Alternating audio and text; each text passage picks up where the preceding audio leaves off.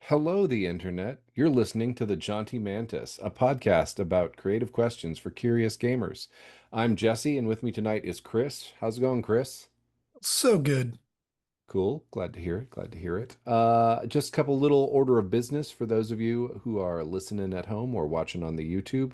You may have noticed that we are now releasing an episode every other week, and that's just the way it is. It's hard to do one of these every week, and we don't have a back catalog of things to throw up if we miss one. So rather than just under deliver, we are now releasing podcasts and videos every 2 weeks. So a more reasonable pace. Hope you understand. Um, Chris, what have you been up to in games lately? Oh, role playing specific. Well, Sunday we played Swamp Master, and what Saturday we played Wrath and Glory for the Warhammer Crusade tie-in. I played a role-playing game on Sunday too. I played a Call of Cthulhu game. How'd that go? We survived. I don't know how. I thought for sure going into it we were all going to die, but we survived. But I had the kindest hangover, I think. I was just real tired and like yawning a lot, but not really feeling like terribly It under was the an weather. epic karaoke birthday party at Jesse's house. Yes. Yes. Today is actually my birthday. I can't Happy mention the recording birthday. date, but yeah. Um, so yeah, it was cool. Chris was a big, big help at the birthday party, actually, running the karaoke off his phone because I'm too cheap to pay for YouTube Red or whatever the paid YouTube subscription is called now. I just hate ads that much, That's fair. but That's I fair. love content, huh? Yeah, well, that's why we're making it. The specific content for the topic tonight is have you noticed that fourth edition D&D seems to be having a bit of a moment? In the sense that you're suddenly into it, absolutely. Well, I am, if nothing, just a victim of the zeitgeist blown by the winds of It's the uh zeitgeist fault. yeah, the zeitgeist and the winds of discourse in the community. No, Draw Steel came out Yes, and that's is right. The conversation at the party's coming back to me now, where I said I would record and then completely forgot about it. yes, yes, and that this was going to be the topic. So, I'm going to ask you this, knowing having seen your bookshelf, having borrowed books from you this very weekend. Did you play a lot of Fourth E? I did. That's what got me back into role-playing games after roughly a decade off after high school. The launch of that, and I told my paintball team, "Guess what? Y'all playing Dungeons and Dragons with me now." Did you like it as I, a rules set? as a rule set, so I mean, I went through a lot of different stages with fourth edition. I was happy to be playing RPGs again, and I hadn't really played more than a couple, I don't know, two to three, maybe four one-off sessions that never turned into campaigns of any previous edition. And it would have been second edition, right? Or advanced D&D or whatever we're calling it. So I was just stoked to be playing, and that's what I came in on. That's what the Penny Arcade guys were playing with Chris Perkins, for their podcast Acquisitions Incorporated. So I was full in on it and absorbing all the content about it on the internet of the time of the late aughts.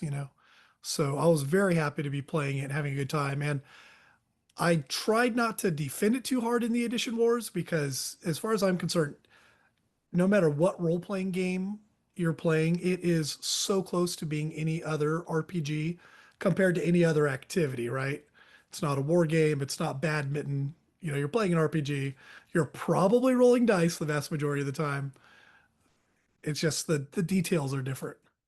Yep. I did Although gradually, sorry, you had a thought. I was going to say, like the details do matter. I mean, at the macro level, yes, you are telling a story and adjudicating conflict or chance of success or failure with some sort of random number generator that your character may make the number a little less random than other numbers. But I think system matters and does No, I'm push I'm here to tell you it doesn't matter. push play. You've It been does. lied to. System matters. I It have. doesn't matter. Then Sorry. why do I have all these goddamn books, No, Chris? I'm out. Just kidding. No, it absolutely matters, but n- I don't know, in not in the ways that really matter. You know what I mean? Like it affects the experience. You can pick a system, rule set, house rules to suit what you're doing. All that's absolutely true. But it's so similar. All the games are so similar that arguing over which edition is better is something that only people on podcasts should be doing, or I guess on forums. So I don't even know what I'm talking about. We're doing it Y- right. Yeah, it's to take a line from the Beatles' Strawberry Fields, it's the differences between editions or systems is nothing to get hung about. Strawberry There it Fields is. forever. So, That was the Beagles. What was that band? Never heard yeah, of it. the Beagles, Cool. very popular Welsh band from the 1950s. So, I'm into it. I was gonna say earlier, I gradually fell out of love with fourth edition as my party leveled up and the combats just got so very long. mm, And you had a cool list of options you could do, but then it always was like you always want to use your best abilities first, unless you have that player that refuses to expend anything. But yeah, working through following the rules as written for any version of D&D I've played means, having so many encounters per day or something between long rests and just way too much combat to like, I don't know. It all gets so slow after a while. Even fifth edition is it's the slowest part of the experience. yep. That's why I think I keep in my head really like these like OSR games that I have all these shelves because they you don't really level up that much in a way that makes it really combat's gonna drag. So, um, I also played 4E, and this is really, really interesting because, like, kind of the, I think, spiritual origin of the Jaunty Mantis was when the Dark Sun campaign setting came out. For And fourth ed. yeah, for fourth ed. Mhm. And we just got on like the mics. I was living in China because yeah, it was released June 6, 2008 is when D&D 4E came out. And so I was living in China then, definitely with my timeline. And so I played that game in China, like the first like 2.5 years it was out. I was running a game of that in China. I had a great time with it. It was easy to teach people that didn't speak English as their first language this game. Yeah. Um, so like that was cool. This is the game, like 4E was the game that I had my United Nations gaming group in that I've told the story about with my friend Zoli, who when he was bloodied would only speak Hungarian, his native tongue, because he was cursing in Giantish, so he'd just start swearing in Hungarian, like, and it was really great. Um, and I think when I came back from China, which was like 2011, I found a gaming group here who was playing Exalted, and then when that campaign fell apart after like 5 sessions, we switched to like Pathfinder, and then we switched to Shadow of the Demon Lord, and then we just jumped from system to system, but we Mhm. never really played 4E. I don't think they liked it. And I had memory hold myself into thinking, like I actually was talking to Maddie the other day via text, and he reminded me I'd memory hold myself into thinking I didn't like 4E because of the discourse. But he's like, no, you loved it when it came out. You're the one that talked Right. me into getting it. I'm like, oh yeah, I did think skill challenges were cool. Like, Yeah, I think skill challenges as a concept are excellent. The execution, as written in the books, not so good. It took me reading lots of blogs before I found a way to do it. And now I do that same basic thing in any game I run, just using whatever resolution mechanics, but just going around the table, having everybody contribute. It really helps draw out the players that are uh, less active, and it reminds the people that tend to jump into the spotlight without even thinking about it that other people get a turn. yep. Whole team gets to do something. Yeah, it's one of those ones where like no matter how many times I read the DMG about what how to run a skills challenge, I was like, it's always just falls flat because people aren't going to necessarily jump in with a recommendation for a skill that's necessary. So, Yeah. like, I don't know. Skill challenges. If you okay, sorry, I should we should explain what skill challenges are in case you have only played 5th edition Dungeons and Dragons. Fourth edition Dungeons and Dragons had a rule set called skill challenges, and in a skill challenge, the DM, a skill challenge could be something like negotiating with somebody, or a survival journey, or, like casing a joint or research in a library. I remember, Or a chase. yeah, a chase. I remember one that's like the church you were in was surrounded by a overwhelming horde of zombies, and it was like boarding the church up to keep it. So that was one that came out real early that people were like, "Oh, look at what it can do with this." Hmm. But on the mechanical end, as the DM, you picked a difficulty, and the difficulty like set the number of successes that the party needed to get before, a certain number of failures. And then you're supposed to jump around from each party member being like, okay, what skill are you using to do this? Which is really kind of hard to parse out because you're just like, is this all Hmm. happening simultaneously? How is this happening in time? And DMG2 came out with some better advice, and there was a bunch of advice on blogs, but it was basically this system. And now Draw Steel has the montage I was system. just thinking of that word. I forgot that's what they used. Yeah, well, it's Draw Steel is cinematic, which is, And heavily inspired by fourth ed. Matt Colville has a lot of good things to say about fourth edition. yeah, the montage system is a skill challenge. It is skill challenges. And I think it's cool. Like I like the idea, but it's not like it takes some practice. Like combat in 4E doesn't take a lot to learn the flow of it. No, Skill it's a challenges take tactical some mini finesse. game. Yeah, So yeah, the skill challenges again as presented poor, but when I learned how to do them well with all that help from friendly folks on the internet, it's something I love using for any sort of group resolution situation or montage. And it could be over any amount of time. It could be something immediate like a chase or something long term like, you know, every A team episode where they're preparing whatever surprises for whatever bad guys, And just can I boil down my approach to it? sure. It's just we're going to go around the table to see how this situation goes, how everybody's contributing. So we'll start usually on my left, or occasionally have them roll initiative if it feels right, Or I'll ask, is there someone that wants to jump in with something? And all I ask is like, what are you doing to contribute? And we're going to work towards finding a way to make you roll for it. And in a system with, what is it? How many skills are in fifth edition right now? It's been too long since I played fourth ed. I couldn't even guess. But there's like 10, 12 in fifth edition. So, you know, tell me what you're going to do. Between us, we can decide what skill that is. And obviously, you can look at your sheet and see what you're good at. But also, like maybe it's an attack roll, or maybe it's just a luck roll, just an oracle die or something to decide if that goes good or bad, if it's not something that we can assign to an attribute or a skill. Yeah. I think I was listening to, I mean, this conversation, I'll just throw it out there. Shout out to Mastering Dungeons podcast, because this was conversation was inspired by the thing I heard them talking about it. But they said, and I think I agree, that the best skill challenges were the ones where you weren't really sure if you were in a skill challenge or not. Absolutely. Yeah. Like, and that's the part that's hard to do, because it's just like if you have a character who's like maxed out on social skills and you're doing a survival, like how do you give that player a moment to shine? Because ideally you want everybody to, you can't do the same thing twice. You can't have one Yeah. player do the whole challenge because Well, you can if you want to. The yeah, I rules mean, say I you're not guess, supposed to let people use the yeah. same skill twice in a row.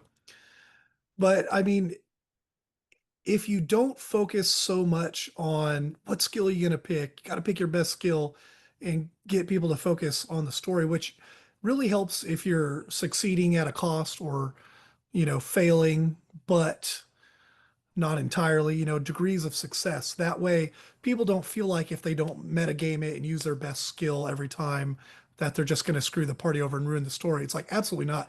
I always attempt to train, teach, and relate to my players that when things go poorly, that's going to be the best. And with some groups, less experienced or more like, old school adversarial DM style, they're hesitant to do anything except succeed. But I try to tell them like, listen, if you lose a fight, if you fail at a task, I promise the campaign's not over unless we want it to be. You know what I mean? Yeah. So the fear of failure, I think, messes it all up. Like, let's see where the story goes. If we don't do great at this, the story just got more intense. And maybe that's the cliffhanger for the episode, you know? Yeah, I think I mean like I'm psyching myself up to run a 4E Dark Sun game. So like that's just on the table. This is another Heck reason yeah. I'm thinking about this. And I think when it comes to skill challenges, what I want to try to do is to go around the table and say like, okay, I want to sort of take what I know from the journey system from the One Ring RPG, which is Hmm. basically a skill challenge. Yeah. Like I mean, it's different enough, but it's there is definitely some DNA in there. Like, Hmm. if it went on Maury and took a paternity test, you know, like you'd be like, hey, My wait a brain minute, there's autofilled that to Moria. And I'm like, the dwarves are doing paternity tests? yeah, if you went on the Moria Povich show, Moria you would Povich, find that my favorite dwarf. The Balrog, Durin's Bane is the father. He will throw a Um, chair at you. he will and crack a whip of fire. Dark chairs shall not avail you. Flame of Udun! Uh, but yeah, I think what I would do is I would say, okay, this journey that we're traveling from this city to this oasis out in the desert, Stark Sun, whatever. This journey is going to have 6 steps that need to happen in order for it to be completed. What are those steps, guys? What is the first thing that we need to do? Yeah. And then like they say these are the things we need to do to get there. Like the players do Hmm. that. And then we go around and then we roll. And then from the rolls, then we narrate together after we know how the journey went, what happened with the journey. Oh, yeah. Because the journey system in One Ring, like it does that. It's just like, okay, we've traveled this far. And so we roll on this table. There is an event. It targets this person. This is the kind of event. Roll travel to see if you get away from it. Okay, now we know that that happened. Let's narrate the thing that happened. Get a compelling travel montage that way. Montage is such a better term for it than skill challenge. Yeah, because skill challenges kind of make suggest that you're just sitting there like taking turns rolling dice against target Rolling your best numbers, skill. Yeah. as opposed to creating a series of cool scenes that lead Yeah. to. Well, you can do that either way, and you can play your combats where, all right, I long sword. Okay, I fireball 66. No, you need to tell me what it looks like when you do that, right? Hmm. Throw some flavor on it. Why Yep. are we here if not? I mean, we can play Warhammer or something if you just want to roll dice and see how much damage you do. I mean, I think you should also be doing that in your head when you play Warhammer as well. Oh, Like, I am. but Yeah, but guarantee it. yeah, like because my brain is full of like I'm Warhammer doing it audio when I'm fiction. playing Commander, in Magic, like imagining how all these disparate entities, especially with the new sets, Spider-Man's got a bagel. He's fighting Sauron the Dark Lord. I don't think my imagination's good enough to do that. I'm just playing the card game when I play Magic. I'm laughing to myself a lot during Commander games. Cool, cool, cool. The other complaint towards the end of 4E, or not towards the end, but one of the things people said real quick, and you're talking about running high level, is that people say it starts to feel kind of samey. I mean, people said that all about it because, like, oh, the fighter has things that work just like the wizard's spells, but they're martial attacks. I should be able to do this melee martial attack as many times as I want in a day. Why is it limited to once per encounter? And I want to say those people never took Taekwondo and had to practice flying sidekicks. You can only do so many of those in a fight, I promise you. And you should probably do zero, just Yeah. for the record. But if you're a cool fantasy hero, maybe you can do your awesome attack once per fight. Yeah, I mean, like I think too, I don't think there's not a lot of simulationist bones in 4E. No, uh, that's a good point. which was kind of shocking coming from 3.5, which was, I think, a more simulationist game. Yeah, for sure. That they tried to have a rule for everything, not a complicated rule for everything. It's not Rollmaster, for God's sake, the cowards. But but yeah, it was a big switch of gears, and it's pretty interesting, I think, just to see what is it? When did 2014 is when 5e came out. So like Hmm. its run was 6 years. Like Yeah. it had a 6 year run before they're like fifth edition. And then they kind of bungled the Essentials release because like, what is this? Is this a new Yeah, it was edition? Is it? confusing. Almost as confusing, or maybe a little less confusing than the D&D 2025 versus 2015. Yeah, but there had I think only been like 4 years between Yeah. the release of the core set and now this new core set of rules, But and at the least we got 10 upside years on 5e. of fourth edition being divisive is that Pathfinder is now a thing. And I think that's great. Like I'm not necessarily playing it now. I may someday. I don't have super strong feelings about it anymore now that the edition wars have died down. But it's cool to have, another company doing a big thing. Obviously not as big as Wizards of the Coast and Hasbro. But and then that it made them work so much harder for fifth edition. And fifth edition, not a perfect system either, but I love it. Not my Hmm. favorite system, but it's great. Have good times in it. It's a lot better, I think, than fourth edition in most ways. I think they could have taken more of the good stuff from fourth edition, but I see why they left a lot of it behind, just I mean, because what of the did they bad take? They taste. took healing surges and turned them into hit die, Yeah, which I which they don't. don't take a huge advantage of. I Yeah, wouldn't mind if they people did players more of. don't. That's sort of like the bonds values and whatever from and flaw from Hmm. 2014. Like it's there, but I my players barely ever use it. Maybe I'm just not testing them enough, I guess. I Making them mean, use it their usually resources. manifests as like some role playing insight. But as I always tell newer players, like you don't know this character until they hit the game, until the rubber hits the road, and you Hmm. start seeing how you and your perception of them adapt to the situations. Hmm. But it's a good starting place, if nothing else. Yeah.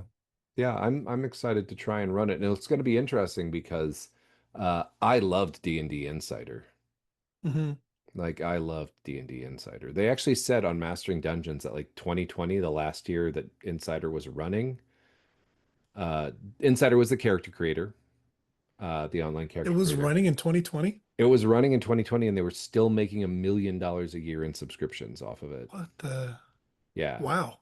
Yeah, so people were either a whole lot, like way more people forget they're paying for subscriptions for extended periods of time than we think.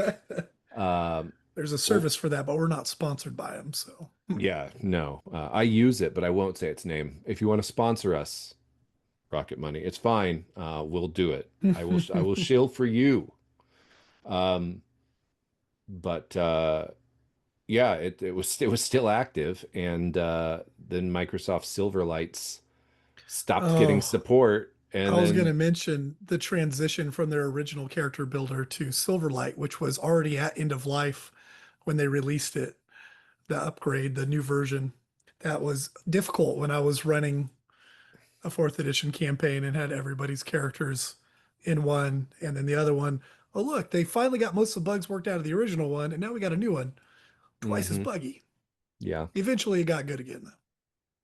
And I guess we can't talk about for you without mentioning the vaporware virtual tabletop environment you were supposed to be able to play in. The more Yeah, things change, the more they stay the right. same, right? Like Yeah, they're where's my gold dragon for sigil that I got for pre-ordering the 2024 books, huh? I want my gold dragon. I don't. right. I don't actually. Vaporware Part Two, The Revengeance. I don't care about a gold dragon. Like Right. virtual miniature. That is not a thing that I ever thought I owned. Uh, yeah.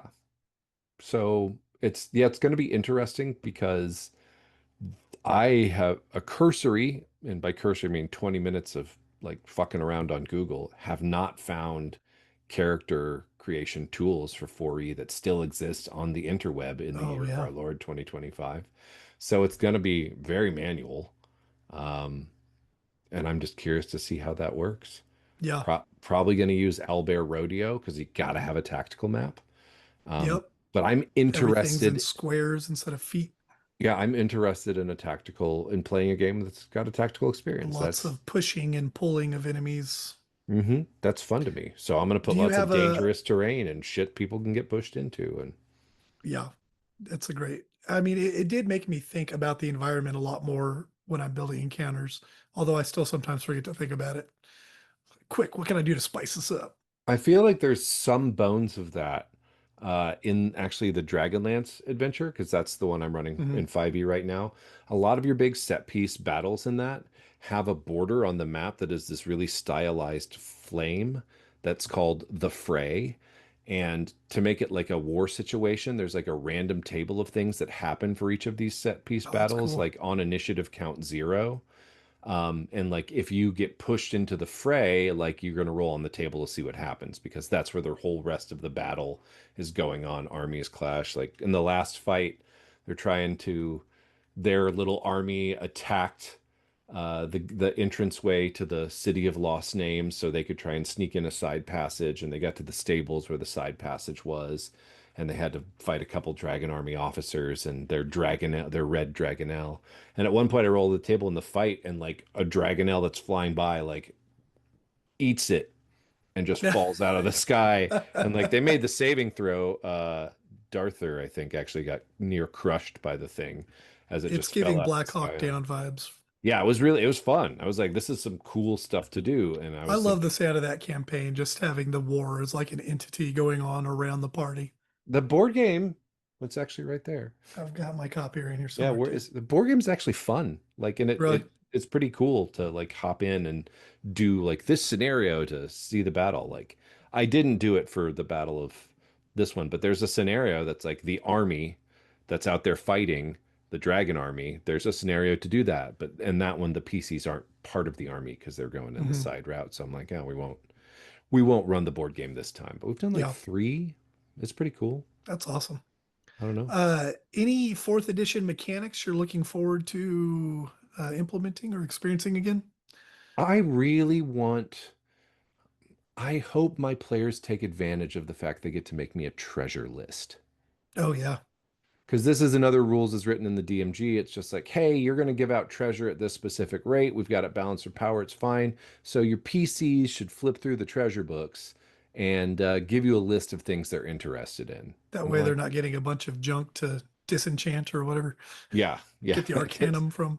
Yeah, I don't think they can get Arcanum in I love the 4E. idea of getting away from just entirely random loot. I like partial random loot, but I love coming up with things that I know the characters will enjoy and that will like make sense with their story and perhaps level up with them.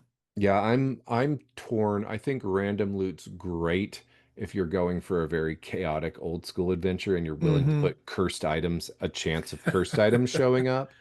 Um, like then I think it's fun if the players are on board for that experience. Obviously, I'm not going to Hmm. go around like, well, you touched a sword, so I got them. gotcha. Like that's not fun for me because I'm the game mother. I can literally put anything in the game I want.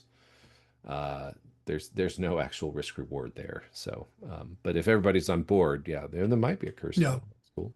And then I'll tell dealing with a you. cursed, fun story, emergent play. There we go. Yeah, it's just part of the story now. I was gonna say a mechanic that I've never stopped using is Bloodied. Hmm. I love it as a concept. Like especially in D&D where your hit points, I usually tell my newer players, those are hero points. It's not how much blood you got or how many punches you can take because a D&D character is just as cool at full hit points as they are at one, And I'm like, even if you get knocked down, boom, potion, any healing, you're back up. It's like an old action movie like Jean-Claude Van Damme. He's not really going to win the fight until he's been knocked down at least once. Hmm. And then also as like a trigger for like when you hit half hit points, that's when you're actually bloodied. Like your character visually, physically has taken an injury that's noticeable. And it's an action hero injury. So it doesn't even matter later, once you sleep for 8 hours. It's all fine. I think they brought I think they brought it back in 2024. I hope so. I Like haven't been paying there's much attention. I feel like I've seen references to it. I don't think like 4E, of course, any condition, especially bloodied, there's like whole on builds that work off getting your opponent bloodied and then fucking them up once they are. Yeah. Like Different abilities trigger or get more powerful. so that does matter, but I think that is a very useful piece of information to take and to share with the PCs. I do They want to did bring say it back. Cool. shout out to well, God, I can't remember the guy's name. Chris, I think is his name. I can't remember. The dude that does That's these my name, books. Jesse. Okay, I'm gonna look up his name. Hey, pad for time for me. Will I look up this dude's name in So this book? Bloodied is a great role play trigger in any game you play. when the enemy gets to half hit points, let the party know, not by necessarily saying it out loud. You might tell them initially that, like, I'm going to describe a real injury when you're at the halfway point. So just file that away for later. But then the enemy might, their behavior might change. They might get extra angry, or they might want to break off and not fight to 0 hit points, which I felt was the default when I started fourth edition. Another Mm, thing I had to unlearn with the help of yep. mini blogs. That was some great pattern, Chris. Hey, I'm here for you. I It can was talk a lot. cogent, it was on topic. Like you're just a helpful guy and a great co-host. Thanks for coming on. Um, Chris McDowell, who wrote Into the Odd, Electric Bastion Land, and Mythic Bastion Land, uh, I feel like hit on this really brilliant thing of they just, I mean, you don't have near the number of HP in any of these games that you would in fifth edition D&D Right. or fourth edition D&D, but they just call it hit protection. And Okay. when your hit protection's gone, you start taking real damage. Yeah. I like And that. that's when your stats start dropping. They get to zero, you're dead. Your stats are much lower. So yeah, I'm like, that's actually a cool concept. Hit protection and bloodied. You've taken some superficial injuries, Hmm. and there you go. So Yeah. Makes a lot of sense. cool thing from 4E. You think you're gonna look into draw steel? Yeah, at some point, I'd love to run at least a short, 4 to 10 session stint in it. Yeah, I'm curious about it. I like tactical and cinematic. Those are both things I, you know, think are cool. So In the style of the Borg, I need to assimilate as many rule sets as possible to yep. add their strengths to my collective knowledge. I really need to just get off the pot and just run like a Lancer one shot. Like Do it. make some characters like in the so I can learn the rules that way because that is fun. Hmm. Uh and then just have a little like one shot story and be like, hey, we're gonna play Lancer because Lancer is also based on a like a 4E chassis. So like yeah, I don't know. For a 6-year game that was, in my memory, pretty widely panned by a large number of people in the Edition Wars, uh, Right. it's cool to see it's having a moment here in 2025 and Hmm. has lent some things to other games. The DNA carries on. Yes, there is always something you can take from different RPGs. I should make my Sunday So night buy group play thousands it. of them. Right. I should make my Sunday night group play at least a little bit of fourth edition. So once I could tell them to make a will save and they won't go, what is that? That's not in this edition. Stop doing that. Sorry, wisdom, wisdom saving. Yeah, one of these days I'm just going to start messing with them and just be like, could you make a saving throw against death? What? Yeah, no, sorry, I meant rod, stabs, and wands. Can you make a saving throw against rod, stabs, and wands or Oh dragon man. breath, please? That's not in this edition. It is now. Hmm. I'm the game Anything mother. I say. Yes. Well, cool. Thanks for talking for you with me. And yeah, I think that's it. Mantis stuff. What do you say at the end? Mantis out. Or like get out there and play some role-playing games or Oh some yeah, there's shit. some stuff you're supposed to say before that. Sorry. Yeah. I Yeah. led Oh, you yeah. astray. So there's a whole bunch of stuff. Fumbling through the outro, Jaunty Hmm. Mantis.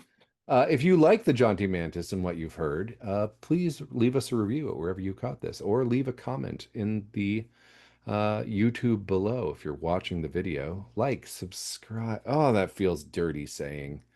Um, Don't like it. yeah, Like it please a little bit. like our stuff a little bit, like, because then then other people get to see it, and We then. we don't get a lot of compliments in our day to day, so it'd be nice just to see an extra thumbs up.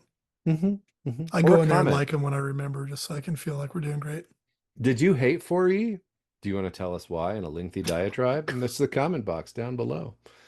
Uh, did you love 4E and want to tell us why in a lengthy diatribe? Now that I would actually read.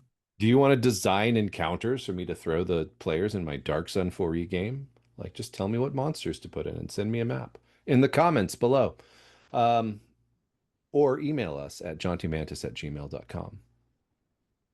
Now get out there and play some fucking role-playing games or some shit, or don't. Mantis out.